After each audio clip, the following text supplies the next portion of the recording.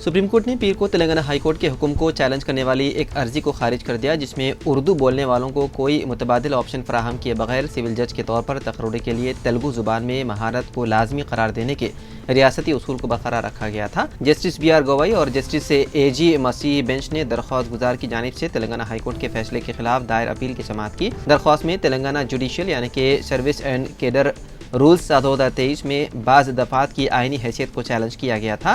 Justice गवाई ने दरख्वास्त पर गौर करने से इनकार करते हुए कहा कि सीनियर एडवोकेट सलमान खुर्शीद ने दरख्वास्त गुजार के लिए दलील दी कि तेलंगाना में तारीखी और सरकारी अहमियत के हामिल उर्दू को छोड़ना इम्तियाजी सुलूक है। ताहम बेंच ने इससे इत्तेफाक नहीं किया, उसे खारिज नहीं किया गया, सिर्फ ये कहा कि तेलुगु भी ज़रूरी है, माजरत इस पर गौर नहीं किया जा सकता।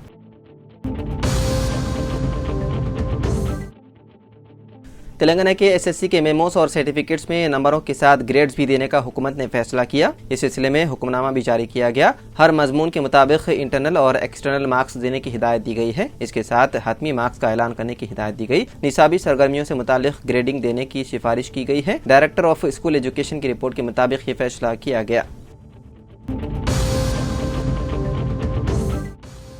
गच्चीबोली में वाक़ DLF फूड स्ट्रीट को चंद हफ्तों के लिए बंद कर दिया जाएगा। बताया गया है कि रोड वाइंडिंग की वजह से ये फैसला लिया गया। खाने के शौकीन अफराद के लिए यह हैदराबाद के मशहूर हैंग आउट मकामात में से एक है। 1 किलोमीटर से ज्यादा लंबी इस गली में खाने पीने के तकरीबन 200 स्टॉल्स हैं। फूड स्ट्रीट देर रात का पसंदीदा स्पॉट रहा है। ताहम हुक्काम ने निशानदही की है कि आर्जी खाने के स्टॉल्स और पार्क की गई गाड़ियां औकात के दौरान उन सड़कों के एक बड़े हिस्से पर काबिज होती हैं, जिसकी वजह से ट्रैफिक की रफ्तार सुस्त हो जाती है और ताखिर होती है। अहदेदारों का कहना है कि सिर्फ 60% मुसाफिर शाम के वक्त इस रास्ते को तरजीह देते हैं, बाकी मुतबादिल रास्ता इख्तियार करते हैं।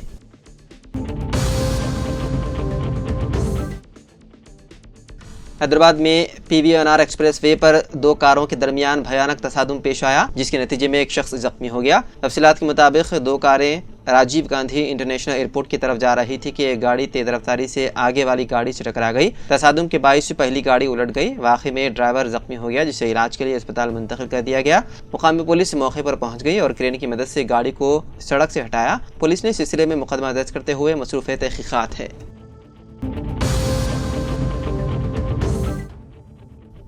BRS की यौम तासीस की तकरीब के दौरान BRS सरबराह की जानिब से किए गए रिमार्क्स पर तेलंगाना के वज़ीर आला रेवंत रेड्डी ने शदीद रद्द-ए-अमल का इजहार किया और KCR के खिताब को तनकीद का निशाना बनाया। उन्होंने कहा कि यह खिताब इंतकामी ज़हनियत से भरा हुआ था। रेवंत रेड्डी ने कहा कि KCR सरकारी खजाने को खाली करके हमारी तरफ बेबुनियाद इल्ज़ामात आयद कर रहे हैं। BRS पर आवाम का एतमाद अब खत्म हो चुका है। KCR ने अपने खिताब में अदम तहफ़्फ़ुज़ और परेशानी का इजहार किया। उनका खिताब निहायत ही मबहम और गैर वाज़ेह था। रेवंत रेड्डी ने कहा कि KCR और मोदी हालात के मुताबिक अपनी बातें बदलते रहते हैं। मुल्क को इंदिरा गांधी जैसे रहनुमा की जरूरत है जो सच्चे मानों में कौम की क़ियादत कर सके।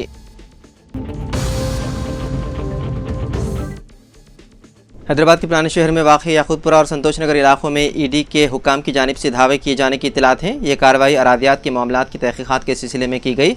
इत्तलात के मुताबिक मुतादिद IAS और IPS अफसरान को EIPL कंपनी ने ज़मीन फ़रोख्त की थी। इस मामले में पहले ही उस वक्त के रंगारेड्डी जिले कलेक्टर अमोय कुमार और महेश्वरम तहसीलदार से ED ने तफ्तीश की।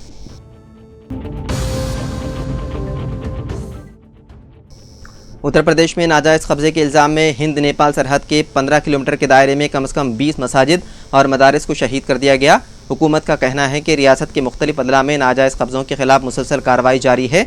सरकारी बयान के मुताबिक रेवेन्यू कोर्ट की दफ़ा 67 के तहत बहराइच, श्रावस्ती, सिद्धार्थनगर, महाराजगंज, बलरामपुर और लखीमपुर खीरी अदला के सरहदी इलाकों में सैकड़ों नाजायज़ तामीरात को हटा दिया गया।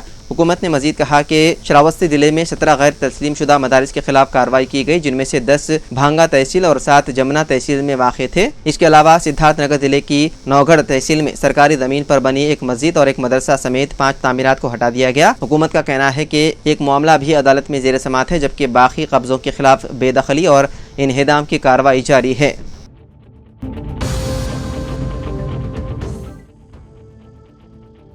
हैदराबाद के दोमलगुड़ा पुलिस स्टेशन हदूद में वाक़ हिमायत नगर के पंजाब नेशनल बैंक की इमारत में लिफ्ट के अंदर एक शख्स को बेदर्दी से कत्ल कर दिया गया। नामालूम अफराद ने उसे कत्ल करके नाश लिफ्ट में फेंक दिया और फरार हो गए।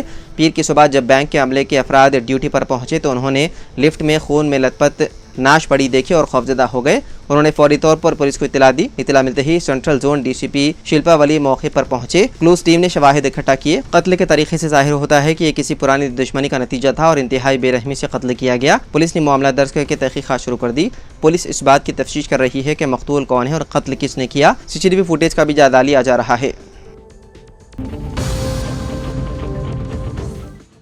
अगर सोनिया गांधी नहीं होती तो 100 केसीआर के जरिए भी तश्कील तेलंगाना मुमकिन नहीं होता। ये रिमार्क्स रियासती वजीर पूनम प्रभाकर ने बीआरएस सरबराह की जानिब से की गई तनकीदों पर किए। केसीआर के रिमार्क्स के खिलाफ दिल्ली में कांग्रेस की जानिब से एहतजाजी मुजाहरा किया गया। इस एहतजाजी मुजाहरे में रियासती वजीर ने शिरकत की। इस मौके पर सोनिया गांधी की तस्वीर को दूध से नहलाया गया। रियासती वजीर ने कहा कि केसीआर को अपने इस बयान से दस्तबरदार हो जाना चाहिए जिसमें उन्होंने कहा था कि तेलंगाना की नंबर 1 विलन कांग्रेस पार्टी है। रियासती वजीर ने यह भी याद दिलाया कि यूपीए इत्तेहादी जमातों को कायल करने में तेलंगाना के अराकीन असम्बली और पार्लियामेंट के अराकीन की मुश्किलात के बावजूद सोनिया गांधी ने तेलंगाना के क़याम में ताउन किया।